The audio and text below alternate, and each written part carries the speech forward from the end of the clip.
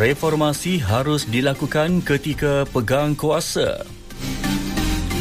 Tiada rakyat Malaysia terjejas di Caracas. Assalamualaikum, salam Malaysia Madani. Saya Khairul Azwan Arba dalam Utama 9 malam.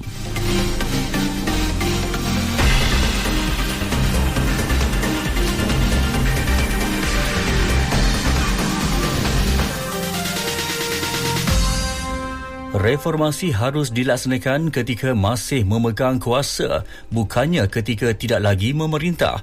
Ini ditegaskan Perdana Menteri Datuk Seri Anwar Ibrahim. Beliau berkata pengalaman lepas menunjukkan terdapat pemimpin yang lantang bersuara ketika tidak berkuasa, namun gagal melaksanakan perubahan sewajarnya setelah diberi mandat sebagai Perdana Menteri atau Menteri. Tegasnya lagi, perubahan kepimpinan tidak akan memberi kesan signifikan selagi sistem yang bermasalah tidak ditangani secara menyeluruh. Perjuangan itu menuntut perubahan. Sistem bukan orang. Perdana Menteri silih berganti. Itu orangnya. Tetapi yang kita tuntut itu sistem supaya lebih adil. Datuk Seri Anwar berucap pada Majlis Hari Keluarga dan Rapat Reformasi Kebangsaan 2026 di Bukit Beruntung Golf Resort, Rawang, Selangor. Dalam pada itu, Perdana Menteri berkata kerajaan tetap teguh untuk melaksanakan agenda perubahan. Ini terutama dalam menentang rasuah, penyelewengan dan salah guna kuasa, dan prinsip berkenaan tidak boleh dikompromi. Masa ada kuasa, buat sebaik mungkin. Mudah? Tidak. Orang semua setuju? Tidak. Orang yang biasa dengan rasuah tidak mungkin menerima kita dengan baik. Orang yang mendukung perasuah tidak mungkin akan senang dengan kita. Datuk Seri Anwar Ibrahim. Akta Keselamatan dalam Talian 2025 ONSA memperkukuh kawalan keselamatan dan memastikan penggunaan media sosial yang lebih selamat, khususnya melibatkan golongan bawah umur. Perkara itu dinyatakan Menteri Pembangunan Wanita, Keluarga dan Masyarakat Datuk Seri Nancy Shukri. Menurutnya, tanggungjawab keselamatan dalam talian tidak lagi diletakkan sepenuhnya kepada ibu bapa, sebaliknya turut dipikul oleh pengendali platform digital. Cadangan penyelarasan pakaian seragam sekolah yang masih dalam kajian Kementerian Pendidikan menerima sokongan Persatuan Ibu Bapa jika dilaksanakan. Timbalan Pengurusi Penglibatan Ibu Bapa, Komuniti dan Swasta PIBKS Kebangsaan Zainul Abidin Muhammad berkata, cadangan itu selari dengan prinsip asas pendidikan iaitu kesaksamaan, kesederhanaan dan fokus kepada pembelajaran, bukan perbezaan penampilan. Selain dapat mengurangkan beban kewangan ibu bapa, ia juga mampu mengelakkan unsur persaingan tidak sihat dalam kalangan murid. Namun pihaknya berpandangan bahawa pelaksanaannya mesti dibuat secara berperingkat-peringkat dan inklusif serta mengambil kira pandangan Persatuan Ibu Bapa dan Guru PIBG, keperluan murid mengikut iklim, keselesaan dan kesihatan dan realiti sosio-ekonomi setempat. Sementara itu, golongan ibu bapa mula membuat persiapan awal menjelang pembukaan sesi persekolahan pada 10 dan 11 Januari ini. Ia bagi mengelakkan bersesak-sesak di premis perniagaan selain membantu mengawal perbelanjaan, khususnya bagi keluarga yang mempunyai lebih daripada seorang anak bersekolah. Selalunya kasut sekolah dengan baju sekolah lah. Tapi kasut sekolah lah utama kot. Sebab mungkin dia pakai kerap. Kita suka beli saat awal. Sebab kalau akhir-akhir ni macam terlalu crowded. Prepare awal siap-siap. Baju sekolah. Biasanya baju putih lah. Baju putih dengan kain. Kasut sekolah, stokin, beg sekolah dengan alat tulis. Kalau saya sendiri, saya akan beli secara berperingkat. First kita akan beli untuk katakanlah dalam bajet 6 bulan. Lepas tu 6 bulan yang kedua kita akan tengok balik. Kalau baju dah kotor ke, kita akan tukar yang barulah. Malam saya buku tapi last minute lah semua janji ada cukup bajet lah. Tengok tak ada bajet susah juga kan. So hari ni kita settlekan untuk barang-barang sekolah. Sebab 3 orang yang sekolah kan, dia sekali je lah. So kita settlekan untuk hari ni. Sebab minggu depan dah tak boleh dah, lagi ramai kan. Saya suka buat persiapan anak seminggu terakhir lah. Seminggu terakhir persekolahan baru kita akan membeli keperluan sekolah anak-anak. Tak perlu tergesa-gesa sangat lah kan. Sebab pilihan tu banyak.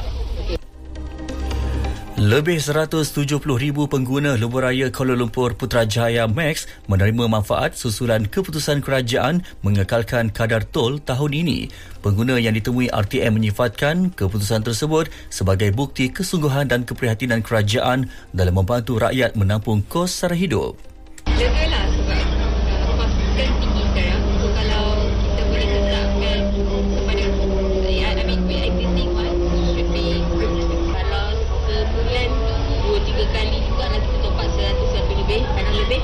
Setakat ni okey lah kalau tak dinaikkan. Selalu keluar rumah je terus naik tol. Alhamdulillah saya rasa bersyukurlah sebab kita pengguna tol, pengguna lebuhraya setiap hari kan di Kuala Lumpur.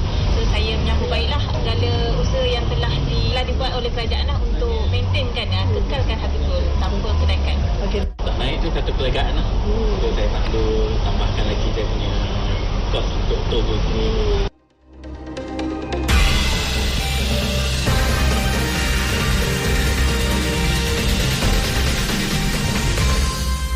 Berita seterusnya. Perkembangan banjir, 1,167 orang daripada 330 keluarga masih berada di 9 pusat pemindahan banjir PPS di Kuching dan Limbang, Sarawak malam ini.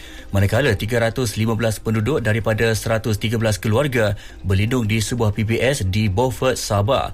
Di Segamat Johor pula, 85 orang daripada 25 keluarga masih ditempatkan di 5 PPS. Sementara itu, Balai Bomba dan Penyelamat BBP Pedampang menjalankan pemantauan paras air di beberapa kawasan berisiko banjir susulan hujan yang melanda kawasan berkenaan. Pemantauan bermula pukul 6.30 petang tadi melibatkan 4 anggota dengan 2 buah kenderaan utiliti. Antara lokasi terlibat ialah Jalan Kiba Baik, Kampung Pinampang Proper, Kampung Kolopis dan Kampung Sugut. Setakat ini, paras air masih berada pada tahap selamat.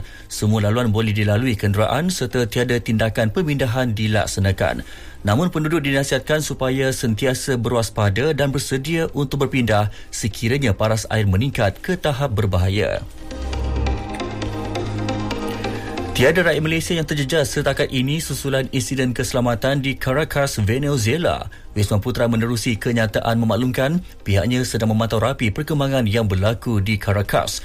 Keselamatan dan kebajikan rakyat Malaysia kekal menjadi keutamaan kerajaan. Venezuela mengisytiharkan darurat susulan serangan udara yang menyasarkan ibu negara Caracas. Sementara itu, Presiden Venezuela Nicolas Maduro ditangkap oleh tentera Amerika Syarikat menerusi operasi berskala besar. Presiden Amerika Syarikat Donald Trump mengesahkan Maduro dan isterinya telah diterbangkan keluar dari negara itu. Washington didakwa menyerang Caracas dan beberapa negara lain atas sebab mahu membantras kartel dadah. Kemboja menggesa Thailand menarik balik tenteranya dari kawasan sempadan yang didakwa milik Phnom Penh. Ia susulan kejahatan senjata yang dimeterai bagi menghentikan pertempuran.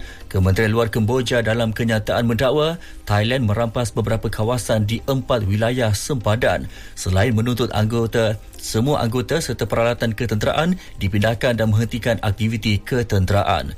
Konflik yang tercetus tahun lalu mengorbankan puluhan nyawa serta memaksa kira-kira 1 juta penduduk berpindah.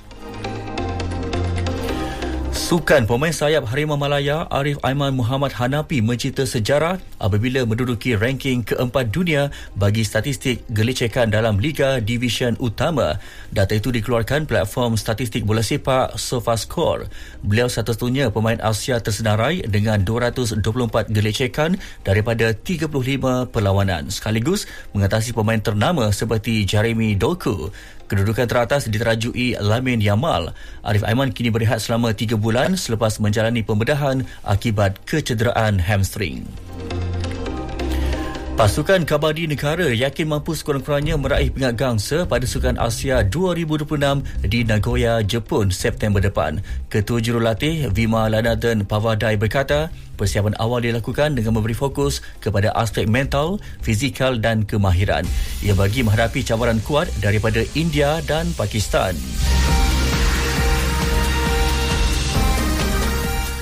Disampaikan tajuk utama sekali lagi.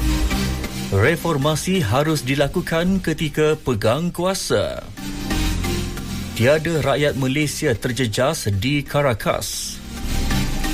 Sekian berita yang disunting oleh Amy Noraliza Adnan dari Pusat Berita RTM. Assalamualaikum, salam Malaysia Madani.